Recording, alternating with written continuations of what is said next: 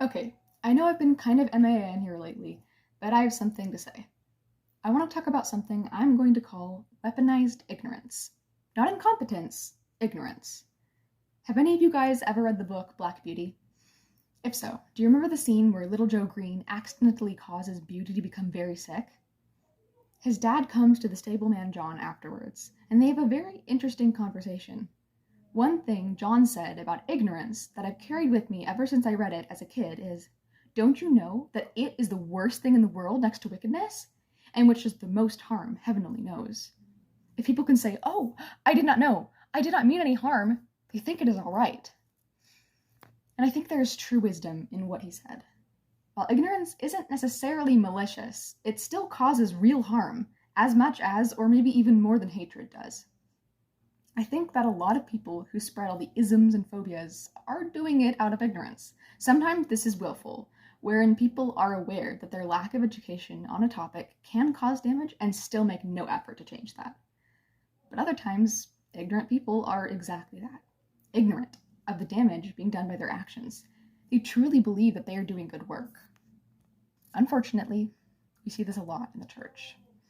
For example, many Christians interpret scriptures in ways that make women second-class citizens in the kingdom of God.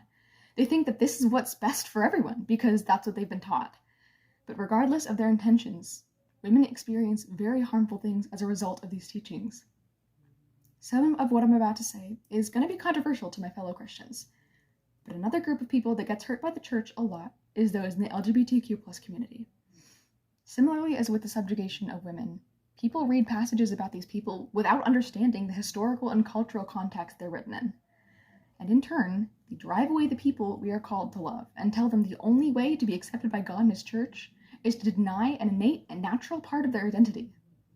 I know there's intense theological debate on this, but I feel deeply in my heart that we've been getting this wrong for so very long.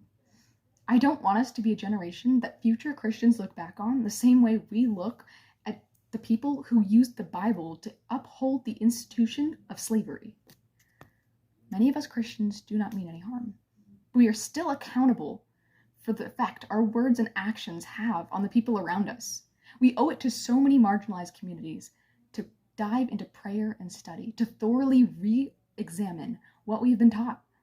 Let us come together to be the generation that welcomes all people, greeting them not with stones, but with peace.